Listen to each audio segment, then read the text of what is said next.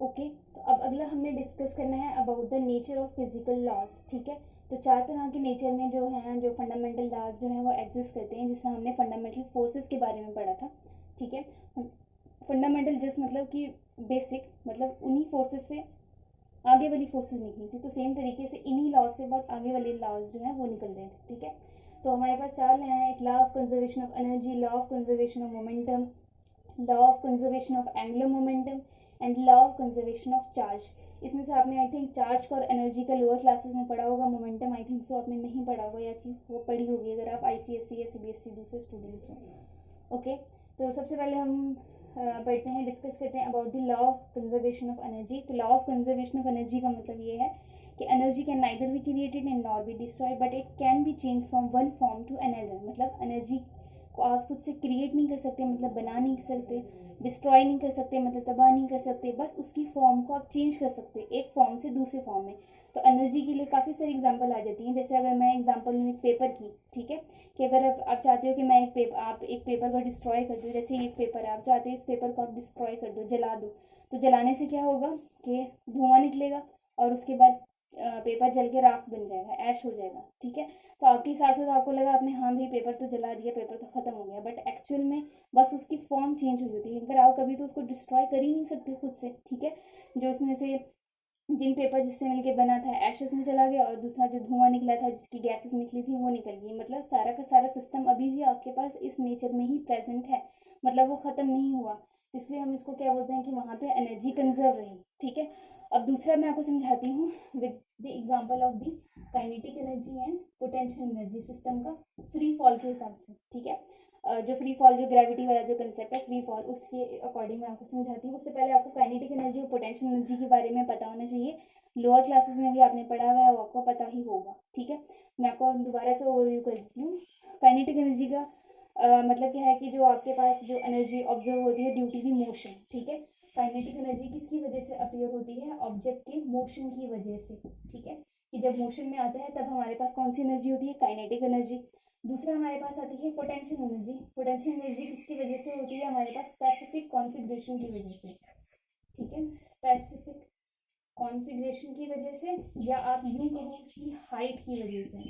ठीक है, अक्सर जो लोअर क्लासेस में दिया होता है उसकी हाइट की वजह से दिया होता है। जैसे आप एग्जांपल लेते होते हो कि जो डैम्स में पानी स्टोर किया होता है हाइट पे, तो उनके पास क्या होती है? पोटेंशियल एनर्जी होती है उसमें। ठीक है, पानी जो डैम्स वगैरह में बनाया जाता है या टैंकी में होता है, स्टोर करके रखा होता है, हाइट पे होता है, तो वो हमारे पास में क्या होती है? पोटेंशियल एनर्जी होती है उसमें। ठीक है, तो ये स्पेसिफिक कॉन्फ़िगरेशन का मतलब क्या होता है कि जो एटम्स और मॉलिक्यूल्स, जो पार्टिकल्स होते हैं, उसके जो कॉन्स्टिट्यूएंट पार्टिकल्स होते हैं किसी भी ऑब्जेक्ट की जिसमें पोटेंशियल एनर्जी होती है, उसकी बहुत एक स्पेसिफिक कॉन्फ़िगरेशन होती है। मतलब सिस्टम एक प्रॉपर तरीके से अरेंज होता है, उनकी एक प्रॉपर अरेंजमेंट होने की वजह से उसमें वो एनर्जी एग्जिबिट करती है। जब वो अरेंजमेंट डिस्टर्ब हो जाती है तो वहाँ पर पोटेंशियल एनर्जी खत्म हो जाती है। ठीक है, जब वो अरेंजमेंट डिस्टर्ब हो जाएगी तो मतलब वो चीज़ क्या है कि वो चीज़ मोशन में आ गई, आपने सिस्टम को डिस्टर्ब कर दिया, तो वो चीज़ क्या बन गई? Kinetic energy. ठीक है, एग्जाम्पल के तौर पे कि जैसे मेरे पास अगर ये मार्कर है, अब ये मार्कर को मैं कहीं अच्छे से हाइट पे रख देती हूँ, जो यहाँ पे मैं इसको बिल्कुल डिस्टर्बेंस भी ना दूँ, तब ये किसकी फॉर्म में चेंज हो जाएगा? इसमें एनर्जी कौन सी होगी? पोटेंशियल एनर्जी होगी। लेकिन जैसे ही मैं इसको छोड़ूंगी ये नीचे आएगा, नीचे आने की वजह से मतलब इसमें मोशन आ गया, मोशन की वजह से कौन सी एनर्जी होगी? इसमें काइनेटिक एनर्जी। मतलब काइनेटिक एनर्जी और पोटेंशियल एनर्जी विद इन एक दूसरे के चेंज होते रहते हैं, तो ओवरऑल हमको अपीयर होता है। अब एग्जाम्पल लेने लगे हैं यहाँ पे कि जैसे हमारे पास फ्री फॉल का कंसेप्ट था कि अगर कोई बॉल है, आप छत पे जाते हो और वहां से एक बॉल को नीचे थ्रो करते हो। ठीक है, ये मेरे पास बॉल है, उसको आप फेंकते हैं। ठीक है, आप चाहे इसको ऊपर फेंको चाहे आप नीचे फेंको, ओवरऑल इसने आना तो नीचे ही है बॉल ने। ठीक है, किसकी वजह से? ग्रेविटी की वजह से। ग्रेविटी की वजह से ये बॉल कहाँ आएगी? नीचे आएगी, ड्यू टू ग्रेविटी, क्योंकि अर्थ के पास क्या है? ग्रेविटी। ग्रेविटी क्या करेगी? इसको नीचे की तरफ अट्रैक्ट करेगी और इस नीचे की तरफ ये बॉल आएगा। ठीक है, अच्छा, जब तक मैंने बॉल को ऊपर रखा हुआ था तब इसके पास कौन सी एनर्जी थी? यहाँ पे पोटेंशियल एनर्जी। क्यों थी पोटेंशियल एनर्जी? क्योंकि इसकी एक स्पेसिफिक कॉन्फ़िगरेशन थी, इसके एटम्स और मॉलिक्यूल्स या इसकी जो पोजीशन थी वो डिस्टर्ब नहीं थी, एक स्पेसिफिक पोजीशन थी, जिसकी वजह से इसके पास क्या थी? Potential energy. जैसे ही मैंने इसको डिस्टर्ब कर दिया, ये पोटेंशियल एनर्जी किसमें कन्वर्ट होगी? काइनेटिक एनर्जी में। मतलब ये मोशन में आ गया, बॉल बॉल मोशन में आ गया, मतलब ये पोटेंशियल एनर्जी सारी की सारी किसमें कन्वर्ट होगी? काइनेटिक एनर्जी में।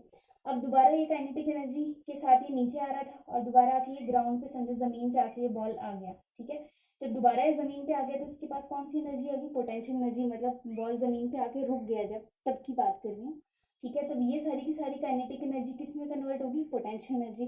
तो इसी तरीके से अगर दोबारा से आप इस बॉल को नीचे से ऊपर की तरफ फेंकोगे तो ये पोटेंशियल एनर्जी फिर से किस में कन्वर्ट हो जाएगी, काइनेटिक एनर्जी में। सेम तरीके से फिर दोबारा वो पोटेंशियल एनर्जी में जाएगी, ठीक है। मतलब पोटेंशियल एनर्जी और काइनेटिक एनर्जी क्या है, आपस में एक्सचेंज होते रहते हैं। तो ओवरऑल ये सिस्टम आपके पास वर्क करता है। मतलब अगर आप नेट देखो, जितनी इसकी एनर्जी है वो सारी की सारी कंजर्व रहेगी, बस इनका फॉर्म चेंज होता है, कभी पोटेंशियल कभी काइनेटिक। मतलब सिस्टम हमेशा आपके पास कंजर्व रहेगा। इसके एग्जांपल है law of conservation of energy, ऐसी बहुत सारी एग्जांपल्स हैं, ठीक है। नेक्स्ट है हमारे पास आता law of conservation of momentum, momentum की कंजर्वेशन के बारे में। ओके, तो पहले मैं आपको बताती हूँ कि मोमेंटम होता क्या है, ठीक है। आई नो कि भी आपको पता है कि नहीं पता है मोमेंटम के बारे में, काफ़ी सारे बच्चों को नहीं पता होगा। तो मोमेंटम को हम पी के साथ डिनोट करते हैं और इसका फॉर्मूला होता है मास इंटू वेलोसिटी, ठीक है। मास मतलब उसका जो भार होता है, वेलोसिटी जो उसकी स्पीड होती है।